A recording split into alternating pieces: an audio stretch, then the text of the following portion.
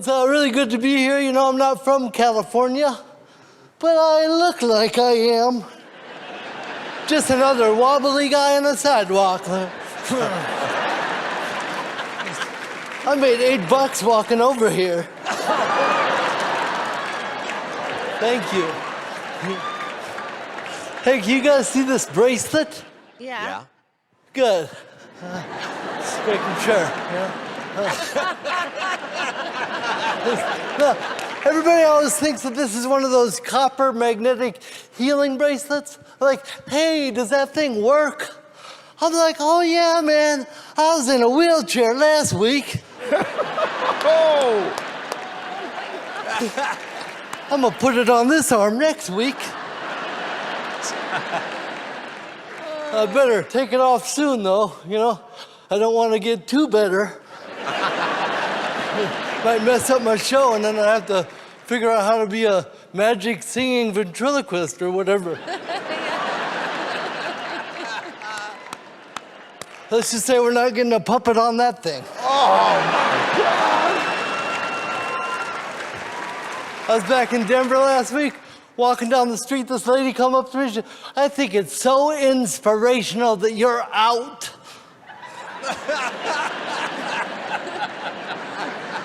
I was like, I'm on my way to the liquor store. I got $8 burning a hole in my pocket. I was at a restaurant with a bunch of friends, and the server went around the table and took everybody's order. And then when they got to me, they're like, and what will he have? My buddy was like, I'm guessing a talk with your manager. Free dinner. Oh, he's genius. I love him. Thank you. This is the best Make-A-Wish ever. Thank you. I actually just turned 27. I celebrated my birthday a couple weeks ago. Yeah, it's weird turning 27 because I feel like I'm getting older, but my face isn't. Yeah, it's strange. Like, it's tough having a baby face, you know, because, like, all I wanted to do for my birthday was to celebrate by getting a nice bottle of wine, you know, like an adult. But when I went to the store, I picked out the bottle I wanted. I went to the counter. I put it on the counter, as you do for purchases, right? And the lady looked at me. She looked at the bottle. She looked back at me, and she went, ha! No. That was it. That was the whole transaction. That's not protocol. You don't just get to go, no. Right? I was upset. I wasn't mad that she thought I was underage. I get it. I look 17 at best. I wasn't mad she thought I was young. But I was upset that she thought an underage person would be buying wine. Right? Like, I don't understand. In what world do you live in, Rebecca, where some 17-year-old dude is showing up to this house party like, y'all not gonna believe this. I got Pinot Grigio! Yeah, got that Grigio! Let's do shots of Chardonnay. Let's start a book club! Yeah. It's never happened, right? You don't know a 17-year-old that owns a corkscrew. That's weird, all right? Not one time in your entire life can you tell me a time where you've seen a 17-year-old dude be like, this Merlot pairs so well with the Doritos Locos Taco. Oh, that's good. It is just something about Zinfandels in a Hot Pocket that is to die for.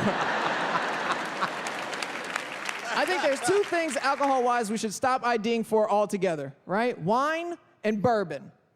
Yeah, because no matter how old you are, if you're drinking them, you've earned it.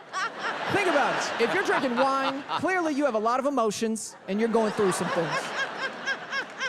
And if you're drinking bourbon, you have no emotions. You've been through some things. Thank you, guys. I'm glad to be back on stage, man. I've been quarantined for 8 months. It was awful. I've been doing nothing but watching documentaries on serial killers. Have you seen these guys? My God, white people have won that battle. My roommate's actually white, and he's like, this is racist. Not all white people are serial killers. I'm like, well, well, it looks like all serial killers are white here, buddy. We're on season 14. Come on, you know what I'm saying? It's a clean sweep. Let's go. And I feel bad because white people are actually the only people in the world that can be serial killers. There's no other ethnicity in the world that can get away with 8 unsolved murders in a row. You know what I'm saying? Like, you don't think black people want to be serial killers? Of course they do. They cannot. Could you imagine a black serial killer? He would get pulled over on the way to getting supplies. He hasn't even done anything yet. Come on. Indians, Asians, Hispanics, we can't be serial killers. Our family's way too nosy. My mom's an old Indian lady. She's a snitch. My mom will just show up. Where is the rope? What happened to the duct tape? Where is the bleach? I'm calling the cops. I'm like, come on, Mom, you raised me. Don't do this. I'm your son. Come on.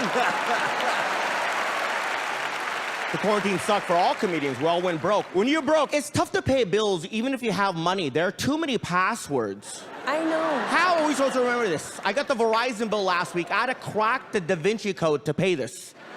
It took too long. I had the bill in front of me. I called them up. I'm like, what's a Verizon? It's me, Kabir Singh. Let's do this. Come on.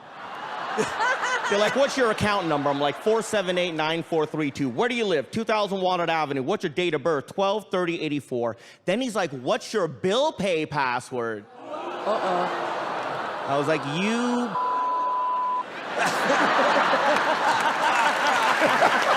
I was like, I don't know what that is, and I think you know that I don't know what that is. Let me just pay this. He's like, I cannot. I need your bill pay password. I need to make sure it's you. I'm like, who's out there paying other people's bills? Come on.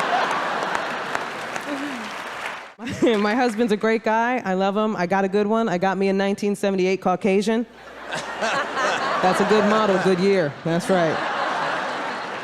He's not just regular white either. He's Midwest white, which that's organic.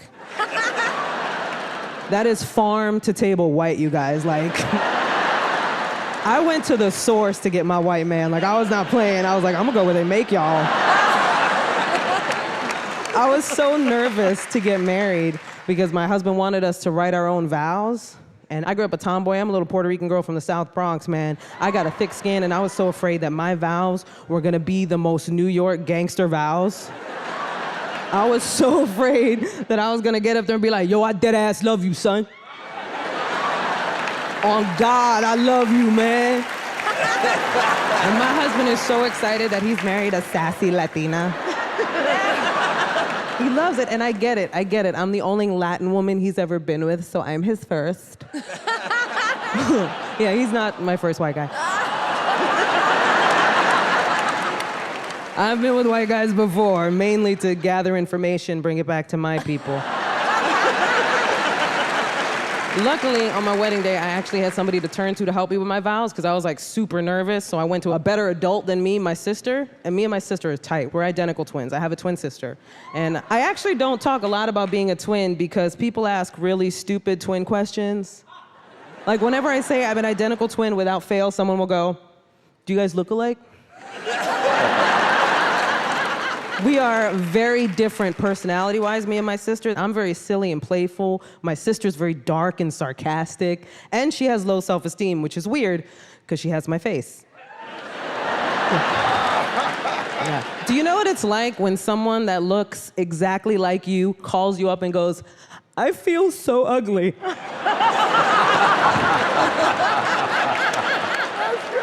That is our face. Any parents out here? Love being a parent. Certain things about being a parent I don't like. Like, I'm not the homework dad. You ever get your child's homework and just stare at it and make faces because you don't know it?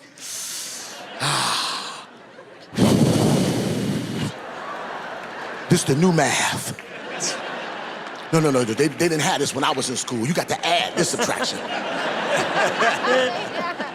One time I did my son's homework for him. He came home all the homework wrong. I thought he had a fight. I said, man, why you crying? The teacher gave me 2 zeros. I said, how the hell you get 2? She said, 1 for me and 1 for you. I have daughters. Raising daughters is easier than sons. My daughter go to school looking one way, come home looking better. But you ever pick your son up from school? You can't even identify your son. How the hell you get a hole right here? Little boys don't never know nothing. I don't know. I just know it was chilly in my chest. It was cold in my chest. I don't know what happened. Little girl, she bring a report card home to me. She posts it up. Little girls, they're very smart. She put the report card on the refrigerator because she know daddy going to the refrigerator. I opened the refrigerator up, there was a note on the refrigerator. Hey, daddy, I got all A's and a B+. This is the best I could have done. I love you, daddy. I emailed you some copies. I faxed grandma some copies and grandpa some copies. You're losing weight, daddy. I'm like, little boys don't never bring the report card home. They ain't give them out yet. I'm like, it's June. That's what I said. I'm like, it's June. Where my report card at? Thank you, guys. Thank you so much. It was fantastic, no? It was funny. That was a lot of fun. Thank you. I really enjoyed it. Thank I want to you. know what the comedian here thinks. From the moment you walk out here, you're really likable. Thank you. And I think you got really good timing and really good stage presence. If I have any criticism, it's I didn't love the material as much as I love you. Thank you. I appreciate you. Thanks, Howie. See, I like the material. What a change. Heidi loves the material. Well, it's also because I guess I have 2 boys, 2 girls, so I know exactly what you're talking about. You are lovable, and Thank you. I actually liked what you did. And you, Simon? You know, it started off well, then you didn't have that kind of dynamic end. However, I actually was laughing. And I think, you know, this is what the show's all about, giving someone a break. I think the audience at home are going to really like you. I think you're adorable. I think you can do this, and I'm gonna be rooting for you. So I'm gonna give you a yes. Howie, Yes, it's 2 yes. Heidi, I like you. I'm going to give you a yes. Simon, 1,000,000% yes. oh yes! 4 yeses. Thank you, guys. Thank you so much. I liked it. He's very likable, but he was very nervous. When you're nervous and you're on television or when you were in a runway, I'm were you still nervous. You know, I still get nervous. and you're able to plow through it? I feel like it's part of it. Is it your time now? Are you ready? Yes. All right, go make it happen, little Hunter. Make it happen.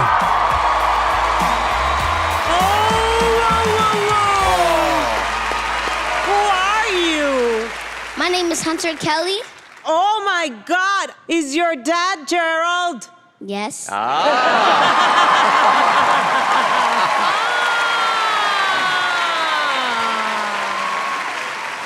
Do you want to be a comedian because your daddy is a comedian? Yes. Are you better than your dad? Yes, I'm way better than my dad. Way better!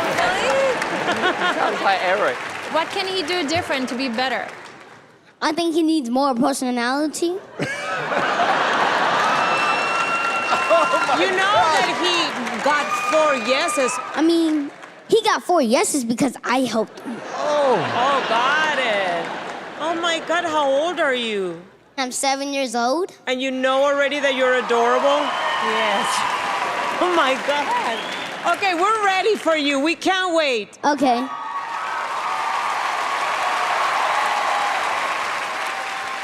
Give it up for my dad. Gerald Kelly, the comedian. I love that dude. But he's a loser. Why? Oh my God. I'm 7 years old, and we have the same job.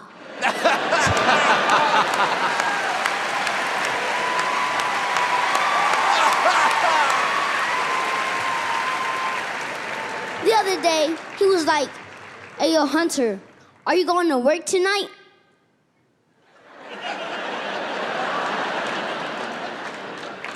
If you going, I'm going. We have the same job. Hey, Simon, can you be my stepdad? Yes. Don't tell my dad. My dad said don't ever get in a car with a stranger. But tonight we took an Uber here.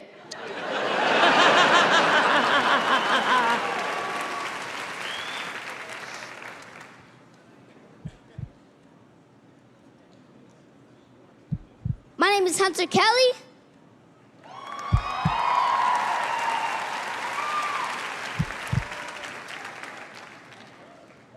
I just don't want you. I just don't want you guys to forget my name. Whoa, we'll never forget your name. Yes.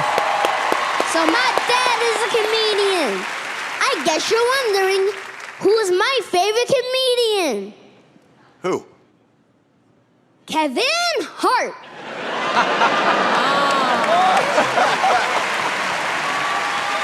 That's my dude. In fact, we both have a lot in common. We're both funny, and we're both the same height. Well, I'm a little taller than Kev. My name is Hunter Kelly. America, I love y'all. Well, we are so happy to be here. Let me rephrase that. We are so happy to be away from our kids. Yes. We have kids, though not together. That would be weird if we had kids together. We each have 2 kids. And that is too many kids. Yeah. The only good thing about having 2 kids is that if anybody has less than you and they're complaining about anything, you can leave the conversation you're in mid-sentence, walk over to them, and publicly humiliate them. And that feels so good. It was great. A friend of ours was on stage, a comedian. He did a 15-minute set about how his one 17-month-old kid was ruining his life. How hard it was to raise, one 17-month-old kid. Well, I was like, dude, if you just have one 17-month-old kid, you're a parent like an optometrist is a doctor. Barely. You're barely a parent. You're a doctor like Dr. Dre is a doctor. Barely. I don't even know if he practices small gynecology. Dr. Dre has a small gynecology practice? Yeah. Where? City of Compton. City of Compton? City of Compton. Yeah. If you don't know what a 17-month-old kid is, we will explain it to you, okay? It is a dog that occasionally talks. That's all that a 17-month-old is. Then I love our friends that just have pets and can't handle that. The pet is too much. We're like, hey, man, we're getting a drink after the show. You want to come with us? Nah, I got to get home and let the dog out. It's my baby. It's my baby. That's my boy. It's like raising a kid. It's exactly like raising a child. We're like, is it? Because if you can tie it up while you go have brunch, it's not a kid. It's not a kid. That's not a kid. If it runs away and 2 weeks later you're like, let's just get another one and call it the same name, it is not a kid. If you can openly have sex in front of it, it is not a kid. If it turns 15 and you're thinking about putting it to sleep, that actually is a kid. That is a horrible teenager that you gotta put down.